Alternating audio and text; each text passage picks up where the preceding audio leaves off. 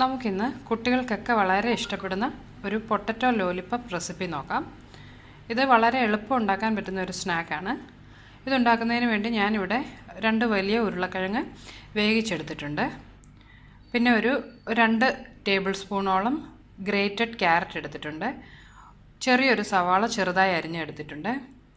1 കപ്പോളം bread crumbs എടുത്തിട്ടുണ്ട്. പിന്നെ ഇതിലേക്ക് ചേർക്കുന്നതിന് വേണ്ടി ഒരു 1/2 ടീസ്പൂൺ ഗരം മസാല, ഏകദേശം 1 ടീസ്പൂണോളം മുളക് പൊടി, പിന്നെ ആവശ്യത്തിന് ഉപ്പ് എടുത്തിട്ടുണ്ട്.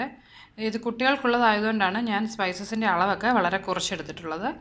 ഇപ്പോൾ മുതിർന്നവർക്ക് വേണ്ടിയാണ് ഉണ്ടാക്കുന്നതെങ്കിൽ ഇത് കുറച്ചുകൂടി നമുക്ക് ഇതിലേക്ക് സ്പൈസസും അതുപോലെ വേണമെന്നുണ്ടെങ്കിൽ അല്പം പച്ചമുളക് കൂടി ചെറുതായി അരിഞ്ഞ് ഇതിലേക്ക് ചേർക്കാം. പിന്നെ ഒരു 2 ടേബിൾ സ്പൂണോളം മൈദ എടുത്തിട്ടുണ്ട്. ഒരു 1/2 ടീസ്പൂൺ ജിഞ്ചർ ഗാർലിക് പേസ്റ്റും എടുത്തിട്ടുണ്ട്. പിന്നെ നമുക്കിതിലേക്ക് ആവശ്യത്തിന് ഫ്രൈ ചെയ്യുന്നതിന് വേണ്ടിയുള്ള ഓയിലും വേണം.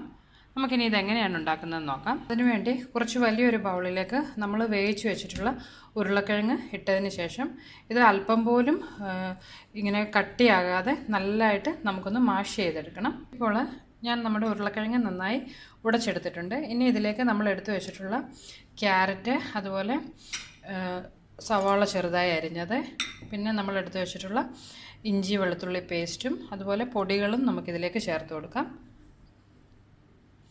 പിന്നെ നമ്മൾ എടുത്തു വെച്ചിട്ടുള്ള ബ്രെഡ് ക്രംസിൻ്റെ ഒരു പകുതി ഇതിലേക്ക് നമുക്കിപ്പോൾ ആഡ് ചെയ്യാം. ബാക്കി നമുക്ക് ഇത് കോട്ട് ചെയ്തെടുക്കുന്നതിന് വേണ്ടി മാറ്റി വയ്ക്കാം. ഇനി ഇതെല്ലാം കൂടി നന്നായി ഒന്ന് മിക്സ് ചെയ്തെടുക്കാം. ഇപ്പോൾ ഞാൻ നമ്മുടെ ഉരുളക്കിഴങ്ങും അതുപോലെ പൊടികളും ഉപ്പും സവാളയും ക്യാരറ്റും എല്ലാം കൂടി നന്നായി ഒന്ന് കുഴച്ചെടുത്തിട്ടുണ്ട്. ഇനി നമുക്കിതിൽ നിന്ന് കുറച്ചെടുത്ത് നല്ലൊരു ബോൾ ഷേപ്പിൽ ഉരുട്ടിയെടുക്കാം. ഇതുപോലെയുള്ള ചെറിയ ബോൾസായിട്ട് നമുക്കിത് ഉരുട്ടിയെടുക്കാം. ഓരോരുത്തരുടെയും ഇഷ്ടത്തിനനുസരിച്ച് ഉള്ള വലിപ്പത്തിൽ ഇത് ഉരുട്ടിയെടുക്കാവുന്നതാണ്. ഇപ്പോൾ ഞാൻ നമ്മുടെ പൊട്ടറ്റോ മിക്സ് ചെറിയ ബോൾസായിട്ട് ഉരുട്ടിയെടുത്തിട്ടുണ്ട്. ഇനി നമുക്ക് അടുപ്പിൽ എണ്ണ ചൂടാകാൻ വെച്ചതിന് ശേഷം നമ്മൾ എടുത്തു വെച്ചിട്ടുള്ള മൈദയിലേക്ക് ഒരല്പം വെള്ളം ചേർത്ത് കൊടുത്ത് ഇത് കുറച്ച് തിക്കായിട്ടുള്ളൊരു ബാറ്ററായിട്ടൊന്ന് മിക്സ് ചെയ്തെടുക്കാം. ഈ മൈദയുടെ കോട്ടിങ്ങിന് പകരം മുട്ടയുടെ കോട്ടിങ് വേണമെന്നുള്ളവർക്ക് ഒരു മുട്ട ബീറ്റ് ചെയ്ത് അത് വേണമെങ്കിലും ഉപയോഗിക്കാവുന്നതാണ്. ഇപ്പോൾ നമ്മുടെ ബാറ്റർ ഇവിടെ റെഡി ആയിട്ടുണ്ട്. ഇനി നമ്മൾ ആക്കി വെച്ചിട്ടുള്ള ഓരോ പൊട്ടറ്റോ ബോൾസും ഇതിലൊന്ന് കോട്ട് ചെയ്തതിന് ശേഷം നമ്മൾ എടുത്തു വെച്ചിട്ടുള്ള ബാക്കി ബ്രെഡ് ക്രംസിൽ നന്നായി കോട്ട് ചെയ്തെടുക്കാം. ഇതുപോലെ നമ്മൾ ആക്കി വെച്ചിട്ടുള്ള പൊട്ടറ്റോ ബോൾസ് എല്ലാം നമുക്ക് ബ്രെഡ് ക്രംസിലൊന്ന് കോട്ട് ചെയ്തെടുക്കണം.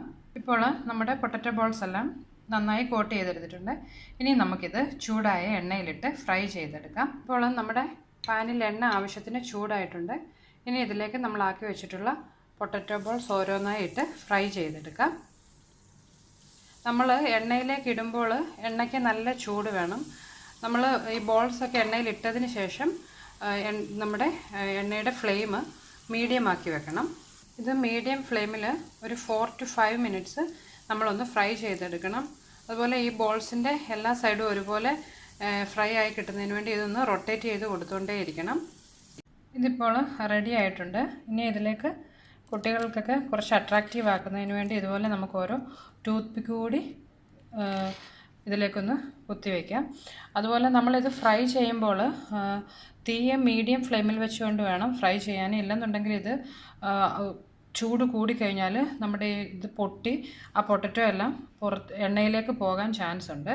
അങ്ങനെ കുട്ടികൾക്കൊക്കെ വളരെയധികം ഇഷ്ടപ്പെടുന്ന നമ്മുടെ പൊട്ടറ്റോ ലോലിപോപ്സ് ഇവിടെ റെഡി ആയിട്ടുണ്ട്. ഇത് ഉണ്ടാക്കിയെടുക്കാൻ വളരെ ഈസിയാണ്.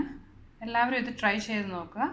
അതുപോലെ നിങ്ങൾക്ക് എൻ്റെ റെസിപ്പീസൊക്കെ ഇഷ്ടപ്പെടുന്നുണ്ടെങ്കിൽ എൻ്റെ യൂട്യൂബ് ചാനൽ മറക്കാതെ സബ്സ്ക്രൈബ് ചെയ്യണം. അതുപോലെ ബെല്ലൈക്കോൺ അമർത്തുകയാണെന്നുണ്ടെങ്കിൽ ഞാൻ അപ്ലോഡ് ചെയ്യുന്ന വീഡിയോസ് എല്ലാം നിങ്ങൾക്ക് അന്നേരം തന്നെ ലഭിക്കുന്നതാണ്. അപ്പോൾ ഇനി മറ്റൊരു റെസിപ്പിയുമായി വീണ്ടും കാണാം. താങ്ക്